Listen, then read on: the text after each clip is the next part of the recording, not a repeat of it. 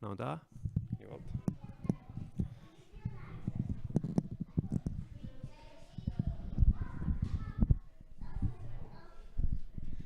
Dwi'n meddwl bod hyn yn haws. Pnawn da. Falch iawn cael gweld a croesawu pawb yma i'n cartref dros dro am un Sul yn unig. Da ni'n ddiolchgar iawn i Eglwys Ebeneser am adael i ni fod yma pnawn yma. Mae'n falch ac yn braf gweld y tywydd yn tywynnu arna ni hefyd. Yn fwy na hynny, mae rhywun yn falch iawn hefyd fod Derek Adams o Aberystwyth wedi gallu dod heddiw yma i ymuno hefo ni. Da ni'n edrych ymlaen i glywed yr hyn yma sydd gan Derek i'w rannu hefo ni. Cyn i fi fynd at yr coeddiadau, beth am ni droi at yr arglwydd mewn gweddi. Arglwydd, da ni'n diolch bod ni'n gallu dod yma heddiw ar ddiwrnod mor braf ar ryw ystyr arglwydd. Ond da ni hefyd yn sylweddoli bod yna bethau erchyll yn digwydd yn y byd ar yr un pryd arglwydd. Arglwydd, da ni'n cyflwyno yn byd i chdi arglwydd ac yn cyflwyno yn brodyr a'n chwiorydd ni yn Wcrain ac yn Rwsia yn arbennig i ddofal di arglwydd. Arglwydd, da ni'n gofyn i chdi fod hefo ni'n arglwydd yn gofyn y fydd i di yn siarad hefo bob un ohona ni heddiw yma. Da ni'n diolch am Derek ac yn diolch am y gwaith paratoi yma wedi wneud. Arglwydd, da ni'n gofyn y fydd i di'n troi yr hyn yma wedi i'w baratoi ar yn cyfar ni, yn neges arglwydd fydd yn cnesu'n calonna ni arglwydd, ac yn herio ni arglwydd, ac yn paratoi ni ar gyfer yr wythnos sydd i ddod. Felly, bydd hefo bob un ohona ni, bydd hefo rhai sydd mewn gwendid, ac ddim yn gallu bod yma heddiw, ac da ni'n cyflwyno'r rhai bydd yn ymuno hefo ni dros y we hefyd. Felly, bydd hefo ni yn enw ac yn haeddiant yr arglwydd Iesu Grist. Amen. Wel, mae ambell gyhoeddiad, dim gymaint a hynny. Di Sadwrn nesaf, yn hytrach na cwrdd merched arferol, mae hi'n all hands on deck i fod yn glanhau ac yn rhoi trefn ar y capel. Felly, mae gennym ni fforman, Dafydd Bigden. Felly, os ydych chi rhwng 19 a 60, mae'n orfodol arnach yna. Da ni'n gofyn i'r rhai sydd yn gallu bore Sadwrn nesaf gallu dod i helpu i roi gwybod i Dafydd os gwelwch. Mae'n dipyn o waith catrefn o ran y glanhau ac da ni'n gwerthfawrogi bob cymorth os gwelwch yn dda. Fi gofiwch chi hefyd bod ni wedi gofyn am gasglu, wedi cyhoeddi bod ni am gasglu arian tuag at yr eglwys ym Mhontardawe ac yr dyddiad cael diwadd mis Chwefror. Felly, os hoffech chi roed cyfraniad tuag at y gwaith adeiladu'r eglwys yno i chi roed gwybod i William cyn diwedd y dydd fory, os gwelwch yn dda. Nos Ferchar, mae'n gwrdd gweddi ac wedyn nos Wener bydd y clwb Chwefror yn cyfarfod yma yn Ebeneser ac mae'n debyg hefyd selar yma. Ro'n i wybod lle'n union bydd y selar yn cyfarfod nos Wener, ond bydd y ddau glwb wythnos yma. Mae ddau ben blwydd wedi bod yn yr eglwys wythnos diwetha yma, yn edrych o gwmpas. Dwi'n gallu gweld 3 sydd wedi heneiddio. Mae Ben wedi heneiddio. Lydia hefyd yn cuddio yn ôl ar y masg, a dwi'n gweld hi'n heneiddio. Dwi'n meddwl hefyd bod Steff wedi heneiddio ar ôl trilio wythnos ar y gwersyll. Mae gen i adnodau i'r ddau ohonach chi, a dwi'n mynd i ofyn i Dafydd roi nhw fyny ar y sgrin. Dwi'n gweld Lydia'n rhaid i sbectol ddarllen ymlaen, call iawn. Reit, mae'r ddwy adnod yn dod o Salm 120 ac un mae'n salm fydd yn adnabyddus i lawar ohonach chi. Ac o'n i mewn dan Ben yn teithio adra pnawn yma ac yn gweld y mynyddoedd o'i flaen. Ac Ben, i chdi, codaf y llygaid tua'r mynyddoedd o ble daw cymorth i mi.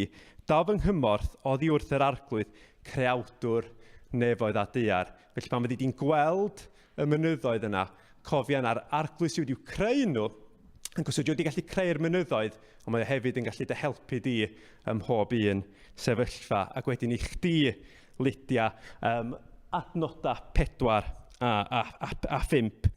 Nid yw ceidwad Israel yn cysgu nac yn huno. Dwi'n siŵr iawn maint o gysgu nes di ymryn y groes wythnos diwetha. Dwi'n gwybod am un ferch fach na ddim cysgu llawer. Ond, ia, nid yw ceidwad Israel, nid yw Duw yn cysgu nac yn huno. Yr arglwydd yw dy geidwad, yr arglwydd yw dy gysgod a'r dy ddeheulaw. Yn yr un ffordd, dydy'n cysgod ni ddim yn gadael ni, yn arbennig ar ddiwrnod heulog fel hwn, i chdi gofio, Lydia, bod Duw hefo chdi ym mhob un sefyllfa. Wel, diolch yn fawr. Felly, mi drown ni at yr emyn gyntaf. I'r plant sydd ddim yn nabod Derek, i fi ddeud chi, tad Lydia a Lois Adams ydy Derek. Lot yna chi wedi bod dan ofal Lois wythnos diwetha ryn y groes. Felly, os gan i'r emyn gyntaf i fyny ar y sgrin, fyddai'n gorfod troi rownd i'w darllen hi. Ni allodd angau di ddal Iesu'n gaeth, ddim hwy na'r trydydd dydd, yn rhydd y daeth, ni ddelir un o'i blant, mynd i bant y bedd, fe'i gwelir ger ei fron yn llon ei gwedd.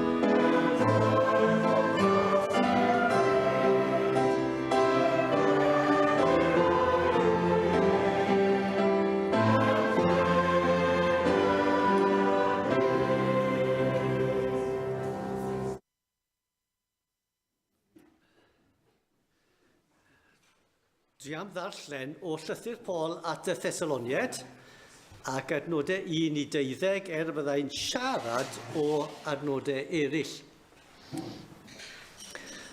1 Thessaloniaid 4, adnod 1. Bellach, gyfeillion, fel y cawsoch eich hyfforddi gennym ni pa fodd y dylech fyw mwyn boddhau Duw, ac felly yn wir yr ydych yn byw.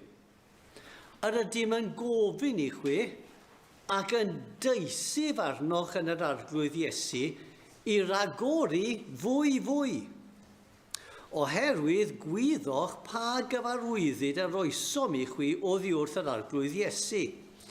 Oherwydd hyn yw ewyllus Duw, i chi gael eich sancteiddio. Yr ydych chi'n gadw oddi wrth anfoesoldeb rhywiol. Mae pob un ohonoch i wybod sut i gadw ei gorff ei hun mewn sancteiddrwydd a pharch, ac nid yn nwyd trachwant fel y cenedloedd nad ydynt yn adnabod Duw. Nid yw neb i gam drin ei gyd gredinwyr, na manteisio arno yn ei ymwneud ag ef, oherwydd fel y dywedasom wrthych o blaen a chrybuddio, y mae'r arglwydd yn dial am yr holl bethau hyn. Oherwydd galwodd Duw ni nid i amhirdeb, ond i sancteiddrwydd. Gan hynny, y mae'r sawl sydd yn diastyru hyn yn diastyru neb ond Duw, yr hwn sy'n rhoi ei ysbryd glân i chwi. Ynglŷn â chariad at eich gilydd, nid oes arnoch angen i neb ysgrifennu atoch, oherwydd yr ydych chwi eich hunain wedi dysgu gan Dduw i garu eich gilydd. Ac yn wir ydych chi'n gwneud hyn i bawb o'r credinwyr trwy Facedonia gyfan. Ond yr ydym yn eich annog gyfeillion i ragori fwy. I roi eich bryd ar fryw yn dawel, a dilyn eich gorchwylio'n eich hunain, a gweithio eich dwylo eich hunain, fel y gorchmynasom i chwi. Felly, byddwch yn ymddwyn yn weddaidd yng ngolwg y rai sydd y tu allan, ac ni fydd angen dim arnoch. Ti Dduw helpu ni ddeall i air. Ga i ddeud rhywbeth nawr wrth y plant.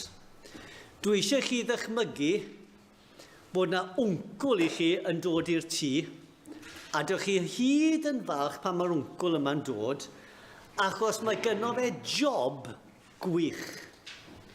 Y job sydd gynno fe, job fi'n credu bydd am fwy yn o'ch chi eisiau, mae'n gweithio yn Legoland, yn adeiladu y modelau.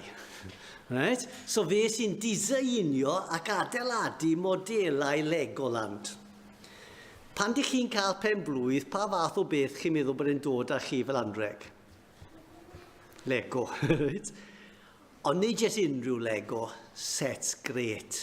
A ryw dolyg, mae'n dod â bocs anferth i'ch tu chi, a chi'n gweld rhyw bocs arno fe, set anferth o Lego yn ei dinas i gyd. Ond ar tu allan y bocs, mae yna rhifau 16 plus. Beth mae hwnna'n meddwl? Set Lego i oedolion di hwn. Right? Ac o dan 16 plus, mae'n gweud P-R-O. Pro. Beth mae hwnna'n meddwl? Nid jyst set unrhyw, set i pobl sy'n gweithio llawn amser. Chi'n cael y bocs anferth yma. A chi'n bod beth, chi'n dechrau adeiladu'r peth, mae yna dinas, mae yna pob fath o injans a pwlis a popeth felly. A ges beth? Mae'n rhy anodd. Chi'n trial wneud pethau, ond mae'n gweud, wneud cilch allan o Lego. Sut ydych chi'n gwneud cilch allan o Lego? Mae'n anodd iawn wneud cilch da allan o Lego. Right?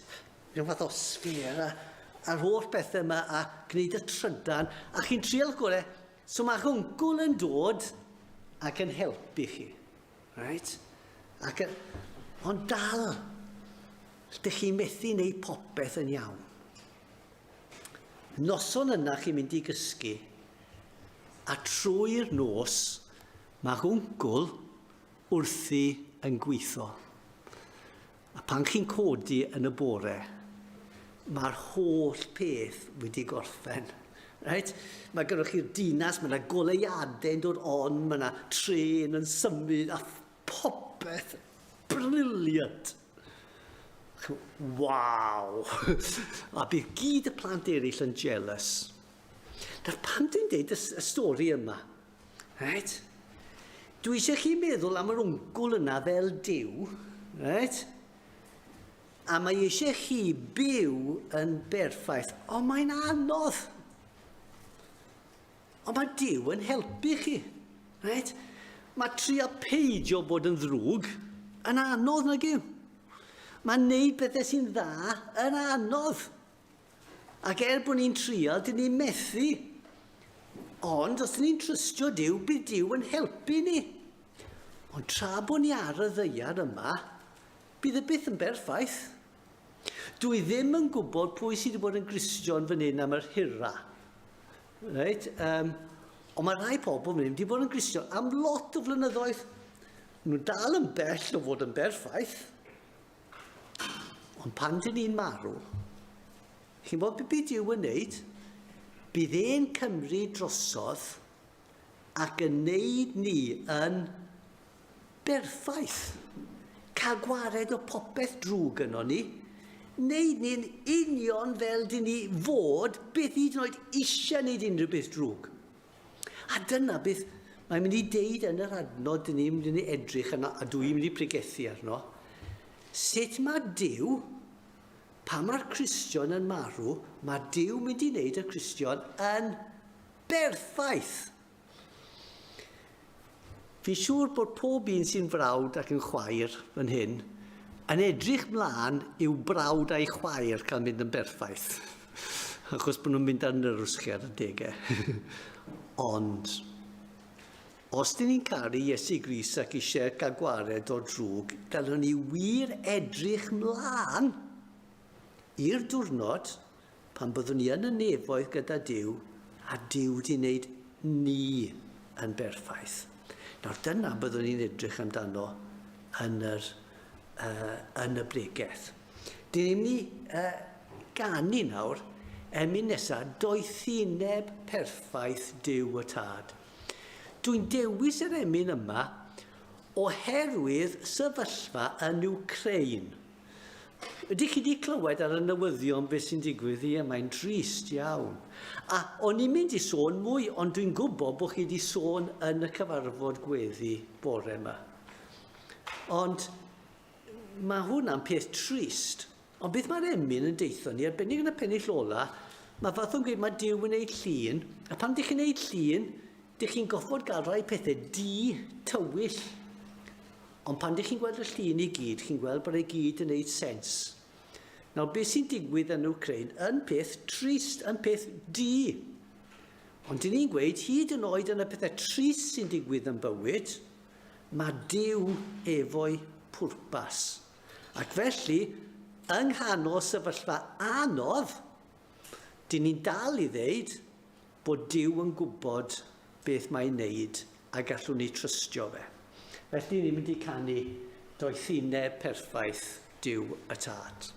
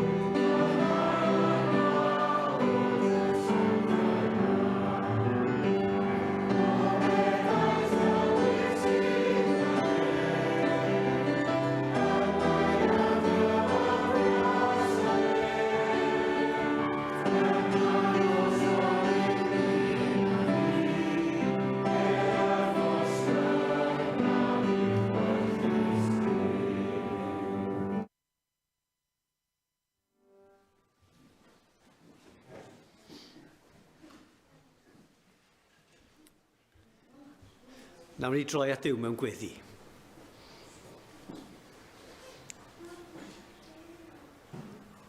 O Dad, mae'n rhyfeddod ein bod ni'n cael siarad a tithau yn ein derbyn ac yn ein gwrando, bod gyda ni dderbyniad o flaen creawdwr y bydysawd, y tragwyddol Dduw, a ninnau jyst yn creaduried, un ymysg miliynau, ond o Dad, a ni yn bechaduried a ti yn Dduw sanctaidd. Dyn ni'n ystyried nawr bod e wedi costi i ti yn aruthrol mwyn gallu derbyn ni. Roedd rhaid i ti roi dy fab i dod yn ddyn, i byw bywyd perffaith, a fe rhaid i Iesu mynd trwy Gethsemane, bu rhaid iddo fe fynd trwy y groes mwyn i ni cael fod yn un gyda thi. O Dad, dyn ni ddim yn cymryd hynny yn ysgafn. Diolch am y fraint o cael dod o dy flaen a derbyniad llawn yn Iesu Grist. Dyn ni eisiau deud, o Dad, bod Iesu Grist yn waredwr rhyfeddol o dda. Bod e'n odidog yn y ffaith bod e'n gallu ymestyn ar pobl fel ni, yn yr hyn mae wedi wneud droson ni'n barod yn marw droson ni ar y groes, yn yr hyn bod wedi anfon yr ysbryd glân i'n gwneud ni o'r newydd yn blant i ti, ac o Dad, bod yr addewid gyno ti a bydd ti'n gorffen y gwaith ac yn ein perffeithio ni. Helpa ni i ddeall ac i gredu yr addewidion yma. O Dad, ni'n diolch bod ti'n Dduw byw sydd yn dal yn achub, yn dal yn sancteiddio. Ein hiraeth ni yw cael gweld mwy o bobl o'r byd yn dod yn Gristnogion. Os ni wrth yn bodd, o Dad, gweld bod plant y teuluoedd yma i gyd yn dod i gredu. Ond o Dad, dyn ni'n eisiau mewn rhestr yma fod yn hunanol. Mae yna gwmynt o pobl tu allan, gwmynt o blant sydd ddim yn gwybod a biec yr Efengyl. O Dduw, gam ni ofyn, bod ti'n dwyn llawer eraill i ddod i gredu yno ti. Cofia rheini sydd yn sâl, y rai sy'n mewn henaint a problemau iechyd. Roedd i nhw fe dyn ni newydd canu o gallu ymostwng i dywyllus di, hyd yn oed pan mae yna edau tywyll yn y darlun. Ac o Dad, rod o'i thineb i arweinwyr ein gwlad ni a'r byd. O Dad, dyn ni'n gweddio yn erbyn Putin. Dyn ni yn meddwl bod a rhai sydd gyda fe wedi penderfynu yn ôl yn doethineb ni peth anghywir iawn. A wneud i o'r llywodraethu. Rod doethineb i eraill i gallu delio efo fe. Rhwystra i ffyrdd. Ti sydd yn gwybod beth wyt ti'n gwneud, eneunia gyda tangnefedd a gobaith dy weinidogion yn y wlad yna. Fel bod nhw, o Dad, yn gallu rhoi neges a newyddion da i pobl sy'n nghanol trafferthio. Cofia hefyd, o Dad, bod yna Putin bach yn ein calonnau ni. Ac o Dad, os ydyn ni'n casau y drygioni mawr sydd allan yn y byd ac yn gwneud ni teimlo'n ddig, piti nad ydyn ni'n teimlo yr un mor ddig yn erbyn y pechod sydd yn ein bywyd ni, ac yn ei cnocio fe i lawr. Helpa ni, Dad, i ymsancteiddio. Diolch unwaith eto bod Iesu Grist yn waredwr bendigedig, moliant eith enw. Amen. Ti'n mynd i ganu'n emyn nesaf. Chi wedi gweld o beth wedi dweud bod ni'n mynd i bod yn sôn am y nefoedd ac yr ffeithrwydd yna, a dyma beth mae'r emyn yma'n sôn amdano. Fe welwn orsedd fri uwch pob un gorsedd sydd, lle daw un dydd y ffyddlon rai o bob un gwlad. Ac yn y blaen, yn disgrifiad o'r nefoedd sydd o'n blaen.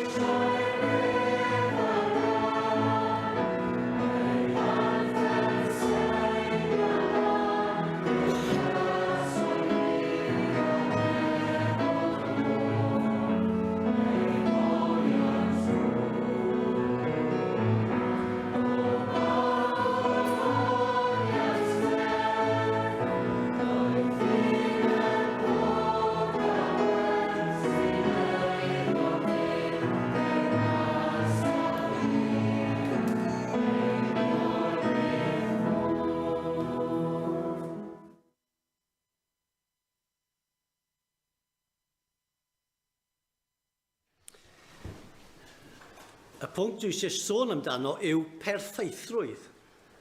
Y perffeithrwydd bydd i'r Cristion pan fydd e'n cyrraedd y nefoedd. A'r adnodau dwi eisiau sôn amdano yw 1 Thessaloniaid pennod 5 ac adnod 23 a 24. Fel hyn maen nhw'n darllen. Bydded i ddiw'r tangnefedd ei hun, eich sancteiddio chwi yn gyfan gwbl, a chadw eich ysbryd, a'ch enaid, a'ch corff yn gwbl iach a difau hyd dyfodiad ein harglwydd Iesu Grist. Y mae'r hwn sy'n eich galw yn ffyddlon ac fe gyflawna ef hyn. Nawr, mae rhaid i fi ddechrau sôn am un gair sy'n dod fan hyn, y gair yw sancteiddio. Ac mae'r Beibl, pan mae'n defnyddio'r gair sancteiddio, yn gallu gwneud e mewn gwahanol ffyrdd. Fel arfer, ystyr y gair sancteiddio yw gosod ar wahân i Dduw. A yw pan ydych chi'n dod yn Gristion, rydych chi'n cael eich sancteiddio. Mae Duw yn gosod chi ar wahân fel bod chi'n un o pobl Dduw yn nawr. Rydych chi'n cael eich gwneud yn sant, rhywun sydd wedi sancteiddio. Nawr, mae bod yn sanct yn y Beibl ddim yn golygu bod chi wedi cael eich canoneiddio gan y pab mewn rhywbeth arbennig fel ni. Mae'n rhywbeth lot mwy na hynny. Sant yw rhywun mae Duw o'r nefoedd yn dweud, mae hwn yn blentyn i fi ac yn arbennig i fi, sy'n lot mwy pwysig na rhywun ar y ddeiar. Felly, pan mae rhywun yn dod yn Gristion, mae Duw yn anfon yr ysbryd glân i roi bywyd newydd a mae'n dod yn blentyn i Dduw. Mae wedi cael ei gosod ar wahân i Dduw. Dyna ystyr y gair sancteiddio fel arfer. Ond mae yna ail ystyr. A'r ail ystyr yw unwaith mae rhywun wedi cael ei wneud yn sanct, wedi cael ei gosod ar wahân i Dduw, mae e'n tyfu mewn sancteiddrwydd. Hynny yw, mae e'n lladd i pechodau ac yn meithrin grasisau. Mae'n ceisio cael gwared o'r pethau drwg a tyfu mewn pethau da. A dyna'r proses o aeddfedu fel Cristion a tyfu fel Cristion.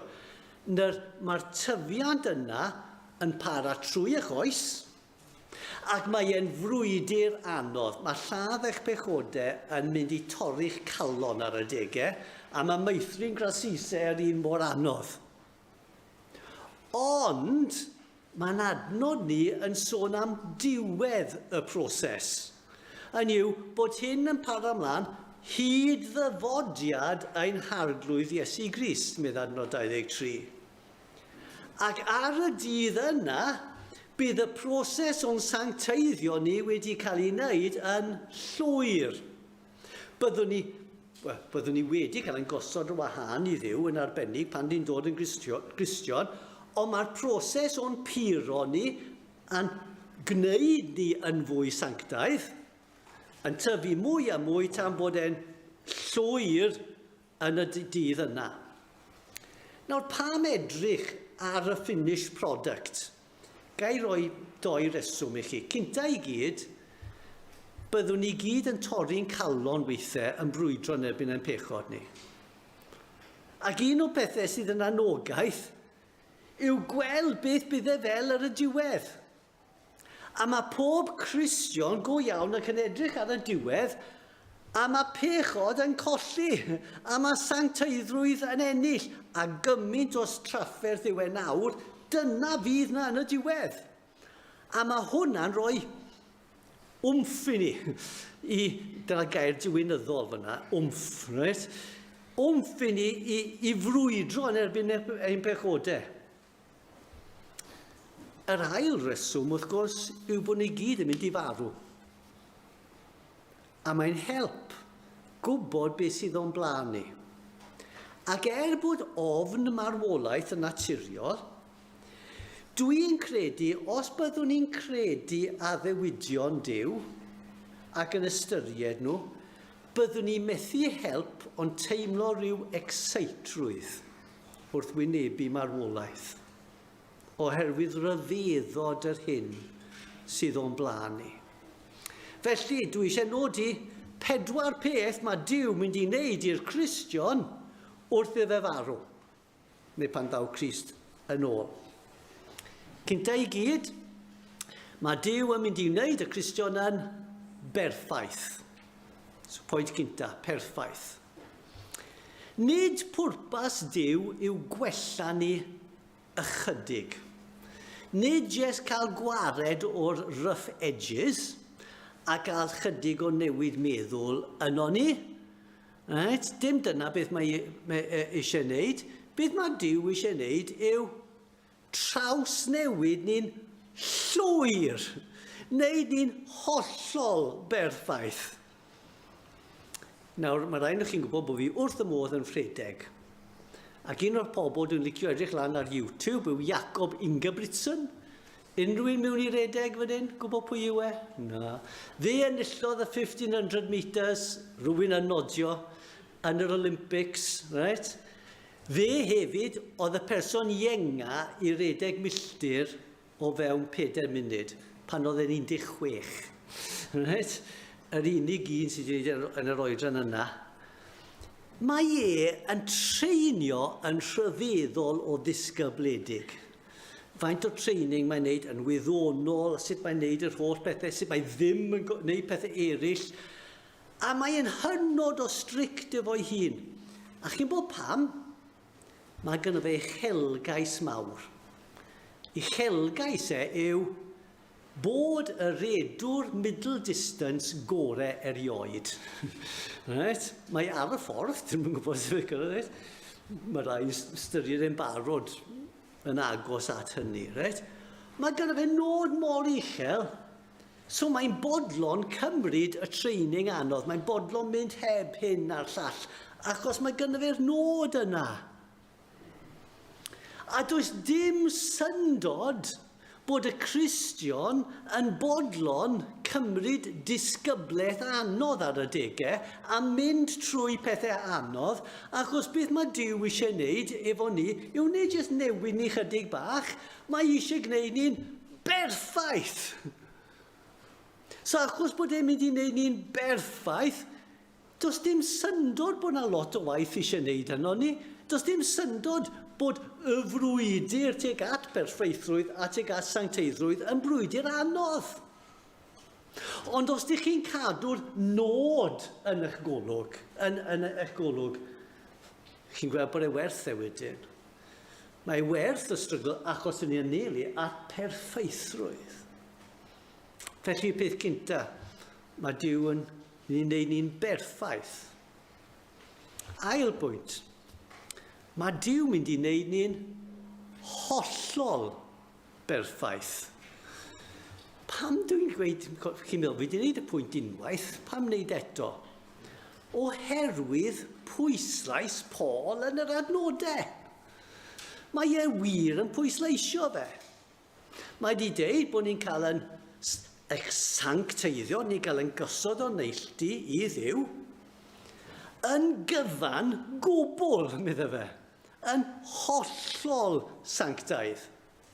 Nawr, dydw I ddim yn chemist, ond yr argraff sydd gyda fi, mae e'n lot haws symud rhywbeth o fod yn 1% yn byr I 99% yn byr, na beth yw e cael e o 99% yn byr I 100% yn byr. Yn yw, y darn ola yna, pam dych chi eisiau purdeb llwyr, llan dos dim byd yn sbwylio fo gwbl. Yn yw, chi'n gofyn y cwestiwn, os e unrhyw beth ar y ddeiar, 100% yn byr. Ond mae Duw mynd I wneud y Cristion yn 100% yn byr, 100% yn sanctaidd. A mae Paul ddim wedi gorffen, mae'n gweud yn gyfan gwbl, ysbryd, enaid a chorff. Nawr, dwi ddim yn credu bod Paul fan hyn yn trial gweud, o, mae yna 3 ran I ddyn, a fel hyn ydych chi'n rhannu I fyny, dyn ni'n ysbryd. Nid dyna'i pwrpas e. Pwrpas e yw dweud popeth amdano chi. Popeth. Os ydyn ni'n gwahaniaethu rhwng ysbryd enaid a corff, falle gallwn ni dweud fel hyn. Ysbryd, eich perthynas efo Duw. Mae Duw yn mynd I gwneud eich perthynas ag yn berffaith. Achos dych chi'n mynd I rannu perthynas Iesu Grist. Dych chi ynddo fe a cael ei rhyddid tuag at y tad. Mae'n rhyfeddod.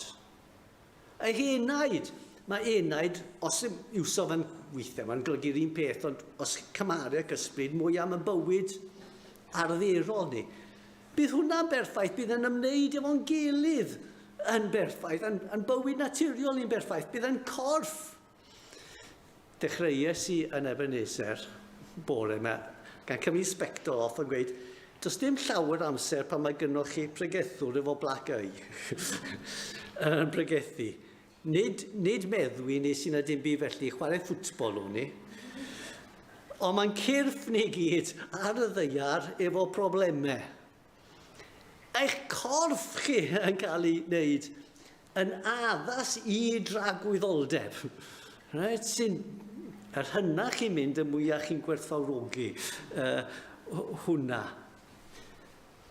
Ac wedyn, medde fe yn gwbl iach a difau. Chi'n gweld y cadarnhaol, gwbl iach. Gyd y bethau da, a difau. Dim pechod o gwbl. Mae Paul eisiau ni sylweddoli y byddwn ni yn berffaith. Pam mae Duw mynd i wneud ni'n berffaith? Sut gan ni gwybod hynny? Gai roi rai resymau i chi. Gwedwch bod chi'n gwneud extension i'r tŷ, a dych chi ddim yn gwybod lot am builders ac yn y blaen. So chi'n gofyn i rywun, right, sy'n deall y pethau, a mae'n gweud, a mae'n gofyn pwy sy'n gen ti yn gwneud y gwaith brics, a mae'n gweud, o, so and so. A pwy sy'n gwneud y plaster? O, so and so. Pwy sy'n gwneud yr ardd? Gwylym. O, iawn. Sorted. Right? A beth ydyn gweud yw, gen ti'r gweithwyr gorau. Paid y becso, maen nhw'n ddibynnol, maen nhw'n gwneud y gwaith yn dda, geid i ddim gweithwyr gwell. Pwy sydd ar waith yn y Cristion? Duw y Tad, Duw y Mab a Duw yr Ysbryd Glân. Gallwch chi'n cael gweithwyr gorau? Gos y gweithwyr gwell? Right? Nhw sydd ar waith yno ni. Does dim syndod byddwn ni'n berffaith os di nhw ar waith. A wedyn, gwedwch bod rhywun wedi cael car newydd. A chi ofyn, faint nath y car costi? A mae'r person yn rhoi rhyw swm aruthrol. A chi'n meddwl, mae'n siŵr o fod yn car grand am y pris yna. Pa cost yw sancteiddio'r Cristion? Y groes. Duw y Mab y marw. Does dim syndod bydd e'n neud ni'n berffaith. Dim syndod. A wedyn, beth bydd yr eglwys yn y pen draw? Medde un adnod, mae'r Cristnogion wedi sancteiddio bydd yn dangos gogoniant gras Duw ac ardderchogrwydd Iesu Grist. Wel, os dyn ni'n mynd i ddangos pa mor ardderchog ydy Iesu Grist fel gwaredwr a pa mor ryfeddol ydy ras, bydd e werth weld. A niw, beth mae Paul yn deud yn y dan yma mewn gwirionedd yw, go iawn byddwch chi'n berffaith, hollol berffaith. Trydydd pwynt. Perffaith cytun. Chi sylwi bod yna un gair yn dod lan lot o weithiau. Perffaith cytun. Mae yna un gair yn yr ymadrodd yn hyn nawr. Chi'n gofyn pam mae Duw wedi deud hyn? Bydded i ddiw'r tangnefedd ei hun, ei sancteiddio. Pam diw'r tangnefedd?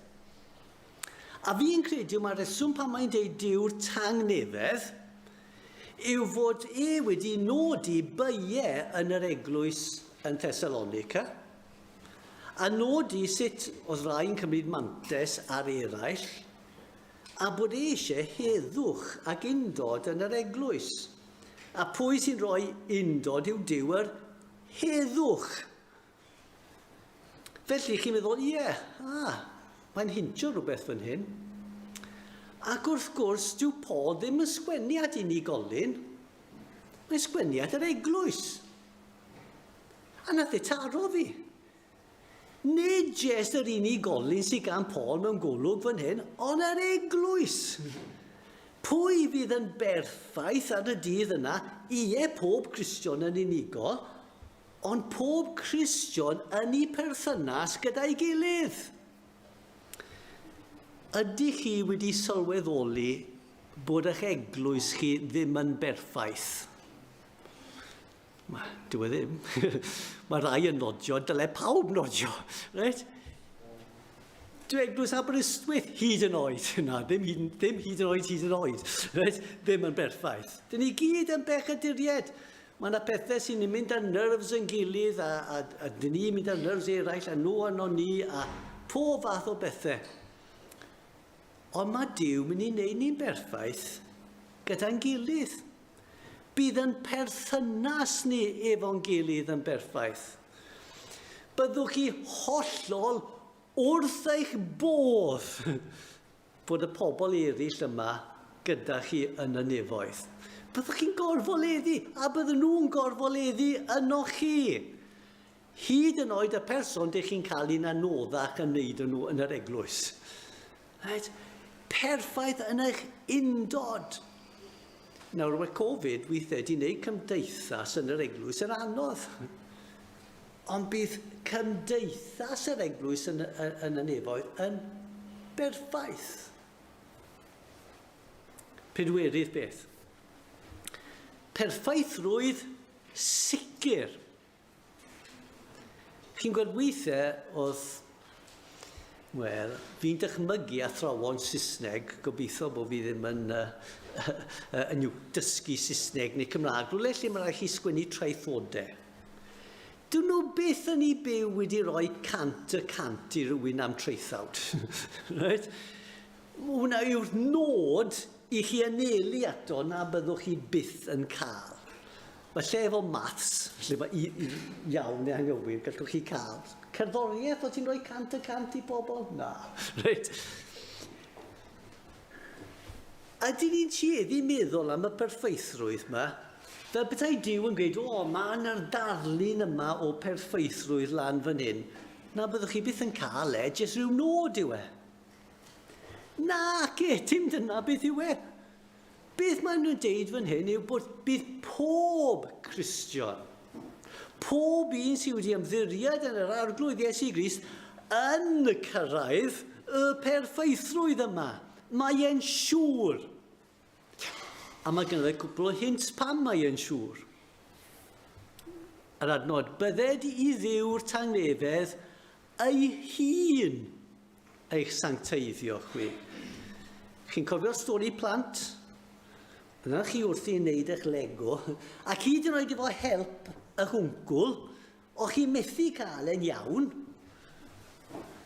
Pan mae'r hwncwl, pan chi'n mynd i gwely, mae'r hwncwl yn wneud ei hun. Na'n yr bywyd Cristnogol.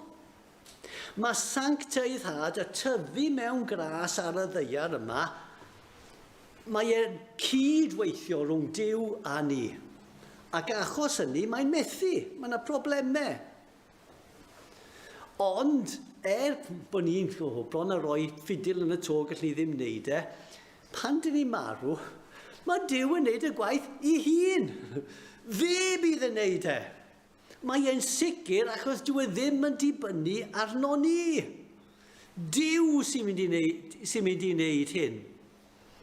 Ac ni Jesu yn gweud bod Duw yn mynd i wneud Rhaid gofyn bod ni'n colli'r pwynt adnod 24, y mae'r hwn sy'n eich galw yn ffyddlon ac fe gyflawna ef hyn.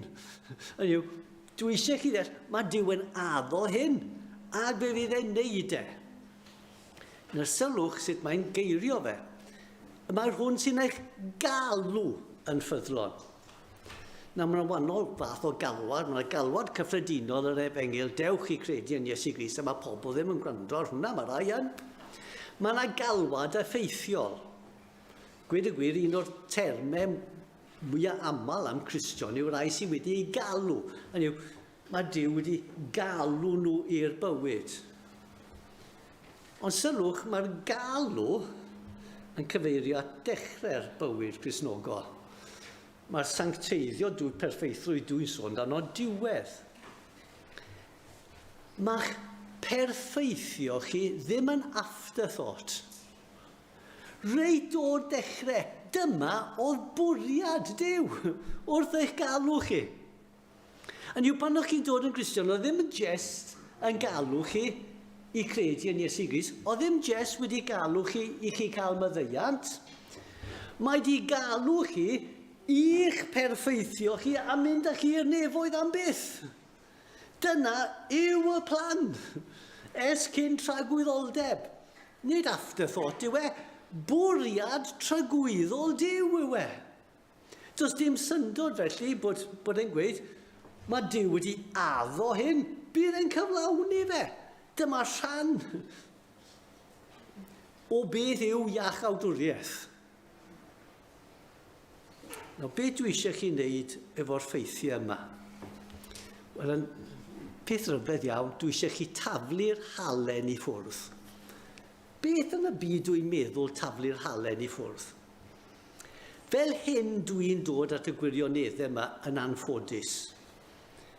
Dwi'n deall yr addewidion. Dwi'n deall bod yr addewidion yma yn rhyfeddol. Dwi'n credu nhw. Efo pinch o halen. Right? Dwi yn credu nhw, ond rhyw fath o meddwl, bydd e ddim cweit fel na, bydd e ddim fel na i fi, neu mae'n exaggerate, dwi ddim yn gweud y pethau yna yn ymwybodol, ond os byswn ni'n credu hyn, byswn ni'n neidio fo llawenydd. Mae perffeithrwydd o mlaen ni. Gogoniant yn y nefoedd, pechod wedi cael gwared yno. Dyn ni'n dwy'n sarhad ar Dduw, bod ni'n darllen i addewidion, a dyn ni'n defnyddio pinch bach o halen arnyn nhw. Cewch gwared o'r halen. Ystyriwch beth mae Duw yn addo i chi. Ydych chi'n credu fe? Perffeithrwydd. Perffeithrwydd llwyr. Perffeithrwydd cytun. Perffeithrwydd gwbl sicr a ddawedig. Halleluia! Halleluia! Dyle pawb sydd ddim yn Gristion fod yn jealous ohono ni. Amen. Dwi'n mynd i ganu. Os gwelir fi bechadur. A mae rhaid i fi ddeud, nid os ame yw hwnna, os resymegol. Os ydy hyn yn wir, wel, mae hyn yn dilyn.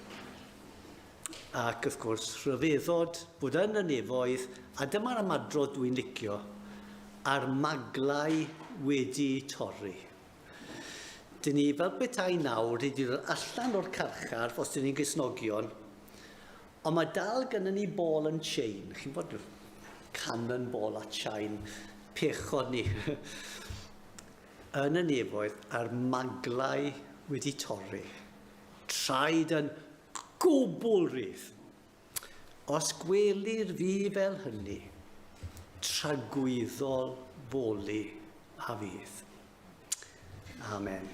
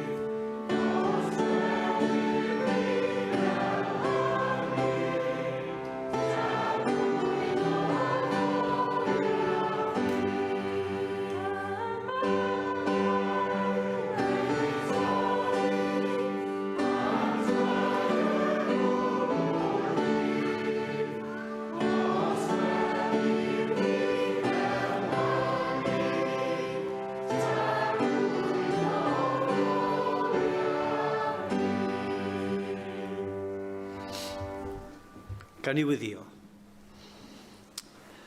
O dad, diolch bod na dydd yn dod pan bydd y magle wedi torri am traed yn gwbl rhydd. Pan byddai mewn perthynas perffaith a Christnogion eraill a perthynas perffaith gyda thi. O dad, diolch bod Iesu Grist yn waredwr trwyadl. Moliant i ti. Amen.